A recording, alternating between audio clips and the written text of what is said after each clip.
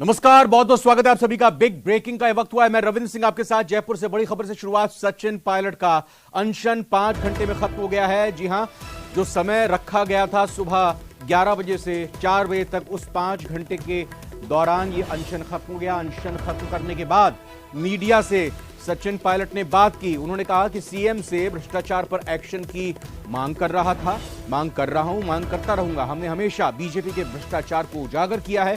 राजस्थान में भी बीजेपी सरकार के भ्रष्टाचार का ही मामला है।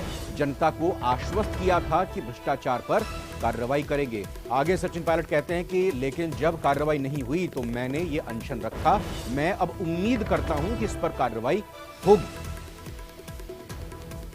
तो मौन अनशन सचिन पायलट का आज 5 घंटे, सुबह 11 बजे से लेकर दोपहर या कहें कि शाम 4 बजे तक चला। और उसके बाद सचिन पायलट ने मीडिया से बात की और कहा कि पहले भी लगातार भ्रष्टाचार की मांग करते रहे हैं और बीजेपी की जहां जहां सरकारें हैं, कांग्रेस की तरफ से लगातार बीजेपी के उन भ्रष्टाचार की बात होती है। और इसी लिहाज से राजस्थान के भी कथित भ्रष्टाचार की लगातार मांग करते रहा हूं और आगे भी करता रहूंगा। और यही चाहता हूं कि इस भ्रष्टाचार के ऊपर कार्रवाई होनी चाहिए, इसकी जांच होनी चाहिए।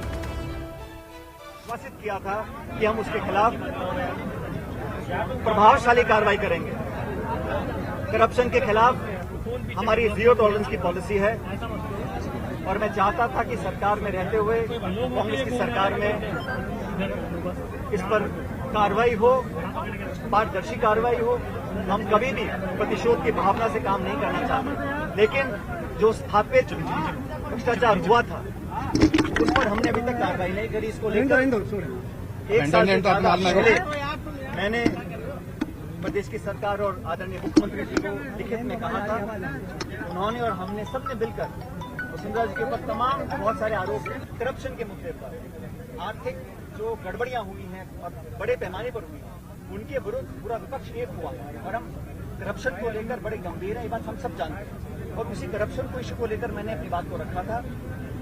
अगर कोई बात संगठन की होती तो निश्चित रूप से मैं संगठन प्लेटफॉर्म पर करता, लेकिन सरकार से संबंधित मामला था और मैंने आग्रह किया लिखित रूप से। 1 साल से पहले मैंने आग्रह किया था। अब समय जब 6-7 महीने का रह गया है, इसी को लेकर मैंने मांग रखी थी। सचिन शर्मा का रुख करते हैं। हमारे सहयोगी इस वक्त हमारे साथ मौजूद हैं शहीद स्मारक जयपुर से। सुबह 11 से लेकर 4 बजे तक जबरदस्त गहमा गहमी सचिन यहां पर रही।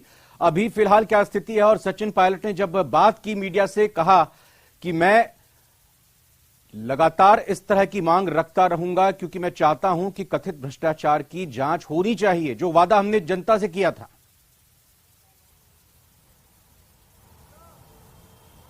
बिल्कुल, देखिए आज सुबह 11 बजे सचिन पायलट अकेले पहुंचे शहीद स्मारक और यहाँ पर बड़ी संख्या में उनके जो समर्थक थे वो यहाँ पर मौजूद थे। उन्होंने उनका जमकर स्वागत किया और जब लास्ट में सचिन पायलट गए तो उनके हाव भाव एक, हम कह सकते हैं कि एक विजेता के तौर पे थे। वो वही बताने की कोशिश कर रहे थे। उन्होंने मुट्ठी बंद करके, मुट्ठी तान कर अभिवादन किया अपने समर्थकों का और आह्वान किया। उनकी जो हाव भाव और शैली थी, जब वो अपनी गाड़ी में गए और जो विंडो ओपन करके, जो फ्लोर ओपन करके वो जो ऊपर आया, उसके बाद उन्होंने मुट्ठी बंद करके मजबूती से अपनी बात रखी और अपनी बात दर्शाई अपने समर्थकों को। तो ये दिखाता था कि सचिन पायलट आज से आर पार की लड़ाई का ऐलान कर चुके हैं। और देखिए, सबसे बड़ी बात आपने देखा होगा, महसूस किया होगा कि जो बैनर सचिन पायलट के पीछे लगा हुआ था उसकी चर्चा सबसे ज्यादा रही। उस बैनर पे केवल महात्मा गांधी को दिखाया गया था, पार्टी सिंबल भी उसमें नहीं था, ना ही किसी पार्टी के नेता की, राष्ट्रीय अध्यक्ष सोनिया गांधी या राहुल गांधी की कोई तस्वीर थी।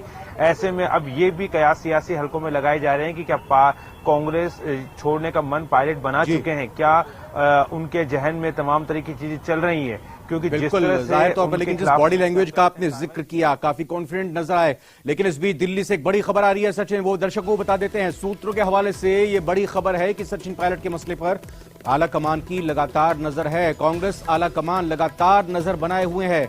दिल्ली से पार्टी जल्द ही एक स्टेटमेंट जारी कर सकती है।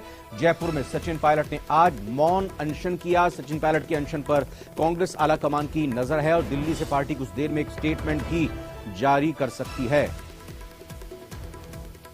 रवि सिसोदिया लगातार हमारे साथ बने हुए हैं। रवि, पहले जो प्रेस कॉन्फ्रेंस की सचिन पायलट ने परसों, उसके बाद जयराम रमेश का एक लेटर जारी हुआ, कल रंधावा की तरफ से एक लेटर एआईसीसी की तरफ से ट्वीट किया गया।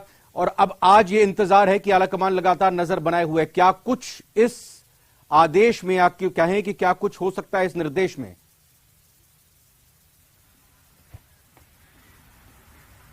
बिल्कुल, अब से कुछ ही देर के बाद कांग्रेस आलाकमान की तरफ से स्टेटमेंट जारी होने वाला है। सूत्र ऐसा बता रहे हैं कि पिछले 2 दिनों से जो स्टेटमेंट दिए गए थे, पहले जयराम रमेश की तरफ से स्टेटमेंट जारी किया गया था, उसके बाद कल देर रात प्रभारी सुखजिंदर सिंह रंधावा की तरफ से स्टेटमेंट जारी किया गया था। उसमें कहा गया था कि अनशन अगर आप करते हैं तो ये एंटी पार्टी एक्टिविटी होगी।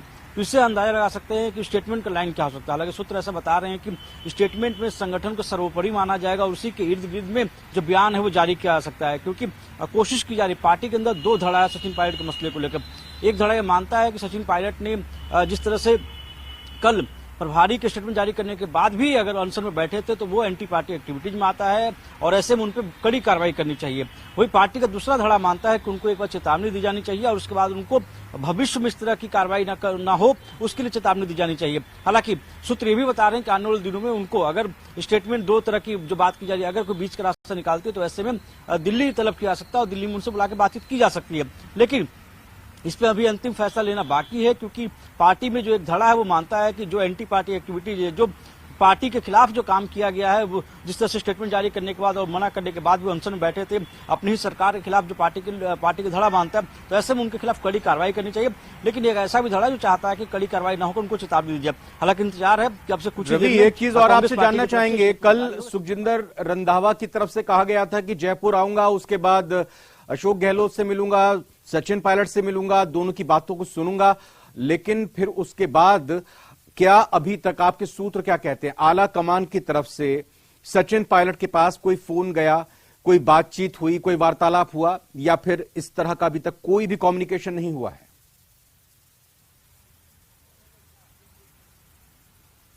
देखिए, सूत्रों के अनुसार कल देर रात प्रभारी जो है सुखजिंदर सिंह रंधावा और सचिन पायलट के बीच में फोन पे बातचीत हुई थी। स्टेटमेंट जारी करने के बाद दोनों के बीच में बातचीत हुई थी और ये तर्क दिया जा रहा था कि जो भी अनशन किया जा रहा है वो पार्टी एक्टिविटीज उसके खिलाफ नहीं है। पार्टी ये मानती है कि सरकार है राजस्थान में अशोक गहलोत की, और अगर आप वहां धरने पे बैठते हैं तो ऐसे में जो धरना होगा वो अशोक गहलोत सरकार के खिलाफ होगा। तो ये इसी पे कल जो मंथन हुआ था, कल जो स्टेटमेंट जारी किया गया था, उससे पहले कांग्रेस अध्यक्ष मल्लिकार्जुन खड़गे के आवास पर बड़ी बैठक चल रही थी। उस बैठक के बाद ही ये तय किया गया था कि क्या स्टेटमेंट जारी किया जाना है। और जो स्टेटमेंट दिया गया था इसमें कहा गया था कि अगर आप अनशन में बैठते हैं तो वो कहीं ना कहीं पार्टी की गतिविधि के खिलाफ माना जाएगा। उसके बावजूद सचिन पायलट ने रास्ता चुना कि वो अनशन में बैठेंगे और जो भ्रष्टाचार जो पिछली सरकार में हुआ तो उसके खिलाफ अपनी बात को रखेंगे। तो पार्टी के अंदर जो विचार चल रहा है, 2 तरह के विचार हैं कि जब उनको कल बता दिया गया था कि अगर आप अनशन में बैठते हैं तो ये पार्टी की गतिविधि के खिलाफ होगा, तो ऐसे में क्यों ना आपके खिलाफ कार्रवाई की जाए। इसीलिए स्टेटमेंट का इंतजार किया जा रहा है, क्योंकि जब कांग्रेस की ऑफिशियल प्रेस कॉन्फ्रेंस हुई थी उस दौरान जब सवाल पूछा गया था पवन खेड़ा जो कि राष्ट्रीय प्रवक्ता हैं कांग्रेस के, तो उन्होंने कहा था कि कुछ देर में पार्टी स्टेटमेंट जारी करेगी। बिल्कुल, सचिन शर्मा भी लगातार जयपुर से बने हुए हैं, क्योंकि जब ये मौन अनशन खत्म हुआ तो उसके बाद पत्रकारों से जब बात की तो सचिन भी वहां पर लगातार मौजूद थे। सचिन, कुछ इस तरह का सवाल आया था जिसमें कहा गया कि भाई रंधावा जी ने कल कहा कि ये एंटी पार्टी एक्टिविटी है अनशन करना, और दूसरी तरफ आज ये जो कहा जा रहा है कि एक स्टेटमेंट पार्टी की तरफ से जारी हो सकती है, कुछ जवाब आया या क्या तैयारी यहां दिखाई दे रही है सचिन पायलट की? देखिए, बिल्कुल जो तमाम भ्रष्टाचार की बातें हुई उनके अलावा 2 महत्वपूर्ण सवाल थे जो आज पायलट से पूछे गए, जिनके जवाब उन्होंने दिए, और 2 सवाल ऐसे थे जिनका जवाब वो टाल के चले गए। तो जो सबसे महत्वपूर्ण सवाल जिस समय जिसपे तमाम कार्रवाई चल रही है, जिसपे बताया जा रहा है कि कार्रवाई हो सकती है, जैसा कि अभी बता रहे थे, तो उसमें जो सबसे महत्वपूर्ण बात थी, देखिए उन्होंने कहा कि अगर इसको पार्टी विरोधी गतिविधि बताया जाता है तो ये पार्टी का मामला नहीं था, संगठन का मामला नहीं था। अगर संगठन से जुड़ा ये मामला होता तो मैं से संगठन के फोरम पे, पार्टी फोरम पे जरूर उठाता। ये सरकार से जुड़ा हुआ मामला था और उस सरकार को कई बार आग्रह किया गया, साल भर से आग्रह कर रहा हूं, सरकार को 2 बार लेटर भी लिखे गए, लेकिन सब सरकार ने कोई कार्रवाई नहीं की। तो मैंने ये कदम उठाया है कि इस पे कार्रवाई हो। जब उनसे कहा गया कि लेकिन पार्टी इसे अभी पार्टी विरोधी गतिविधि मान रही है, तो उनका कहना था कि वो इस बारे में आलाकमान से बात करेंगे। उन्होंने कहा कि वो कांग्रेस लीडरशिप से इस बारे में बात करेंगे। ये उन्होंने बिल्कुल क्लियर कर दिया है। ठीक है। दूसरा जो एक महत्वपूर्ण सवाल था कि सुखजिंदर सिंह रंधावा ये कह रहे हैं कि 5 महीने से वो प्रभारी बने हुए हैं और उनसे पायलट ने कोई बात नहीं की है। तो पायलट का कहना था कि जो प्रभारी हैं सुखजिंदर सिंह रंधावा वो भी कुछ महीने पहले ही प्रभारी बने हैं। उनसे पहले जो प्रभारी थे अजय माकन, उनको तमाम गतिविधियों से तमाम चर्चाओं से उन्होंने अवगत करवा दिया था। और जहां तक भ्रष्टाचार के मामले को लेकर सवाल है तो उन्होंने कहा कि मामला हमेशा पार्टी स्तर पर, पार्टी फोरम पर, इसके अलावा सभाओं में, जुलूस में, प्रेस कॉन्फ्रेंस के माध्यम से बहुत कई बहुत बार धन्यवाद सचिन शर्मा जयपुर से जानकारी देने के लिए और साथ ही साथ दिल्ली से अपडेट देने के लिए। रवि सिसोदिया आपका भी बहुत बहुत शुक्रिया। तो जयपुर से लेकर दिल्ली तक लगातार गतिविधि और हलचल जारी रहेंगी और क्या स्टेटमेंट जारी होता है, कब तक स्टेटमेंट जारी होता है और उसके बाद फिर क्या स्टैंड सचिन पायलट का होगा, जानना बहुत दिलचस्प होगा। लेकिन इस बीच पायलट प्रकाश आवास का भी बयान सामने आया। उन्होंने कहा कि लोकतंत्र में सबको अपनी बात रखने का हक है। पायलट अपना काम कर रहे हैं, सरकार अपना काम कर रही है, कांग्रेस एक बड़ा परिवार है, पूरे मामले पर प्रभारी रंधावा की नजर है, मेरा इस मामले पर बोलना उचित नहीं है। ये जो डेमोक्रेसी में हर लीडर को अपनी बात कहने का और आगे बढ़कर काम करने का अधिकार देश के संविधान ने दिया है, वो अपना काम कर रहे हैं, सरकार अपना काम कर रही है और जो पॉलिटिकल लीडर हमारे हैं उन्होंने उस पर बयान दे दिया। अब ये मामला बड़ा हो गया। जब ये मामला प्रभारी रंधावा साहब और ऑल इंडिया कांग्रेस कमेटी देख रही है तो ऐसे मामले में मैं क्या बयान दूं? ये हमारा एक परिवार है और इस परिवार में जब बड़ा परिवार होता है, कांग्रेस एक बहुत बड़ा परिवार है, समुद्र है। अब इतना बड़ा कांग्रेस का समुद्र है जिस पर देश भरोसा करता है। जब राहुल और वहीं पायलट के अनशन को लेकर कई नेताओं की प्रतिक्रियाएं भी सामने आई हैं। क्या कुछ किसका कहना है वो सुनते हैं। अब चूंकि सितंबर के आखिरी सप्ताह में आचार संहिता आ जाएगी, 6.5 महीने 7 महीने पहले इस प्रकार का आरोप लगाना, मैं उन्हीं से सवाल करता हूं कि उनकी ये चुप्पी क्या सिद्ध करती है जो उन्होंने 4 साल 4 महीने चुप्पी साधी रखी। अचानक भ्रष्टाचार का ये जिन कहां से ले आए और उनको मालूम है जो भ्रष्टाचार के आरोप लगा रहे हैं और जिन खनन आवंटन पर आरोप लगा रहे हैं वो खनन आवंटन तो भाजपा की सरकार के समय में ही रद्द हो गए थे। उसके बाद एक अधिकारियों की कमेटी बनी, कमेटी ने एक एक केस को देखा। मैं समझता हूं कि पूरी जानकारी के साथ वो करते तो अच्छा रहते। मेरे को तो कोई सत्यता नहीं लगती, हमारा सत्यता भी है, हम भी भ्रष्टाचार के खिलाफ हैं। हमारे प्रधानमंत्री जी भी भ्रष्टाचार को बिल्कुल बर्दाश्त नहीं करते और भ्रष्टाचारियों के खिलाफ पूरे देश में कार्रवाई चल रही है, जिसके कारण लोग ये कह रहे हैं ईडी और सीबीआई का दुरुपयोग हो रहा है। तो आपकी एसओजी है, आप उप मुख्यमंत्री थे जब एसओजी को देते प्रकरण को, आप क्यों एसीबी देते, सदन में उठाते, ऑन दी रिकॉर्ड लाते, करो। उनका आपका आपस का कांग्रेस का मामला है। वो दरअसल में दोनों गहलोत साहब और पायलट साहब जो हैं एक पद के लिए लड़ रहे हैं। बैठ के हमारी बात भी नहीं हुई। मैं हमेशा उनको कहता हूँ कि आप आइए, क्योंकि ये जो पूर्वी राजस्थान है ये खाली है हमारे लिए भी। और अगर पायलट साहब आ जाते हैं तो आरएलपी और पायलट की पार्टी मिलके राजस्थान में 100+ सीटें जीत सकती है। नौजवान ये चाहता है, गुजर, जाट, मुस्लिम ये समीकरण राजस्थान में बन सकता है, शेड्यूल कास्ट साथ आ सकती है। तमाम जातियों के नौजवान नेता राजस्थान में बदलाव चाहते हैं और पायलट को मेरी यही सलाह है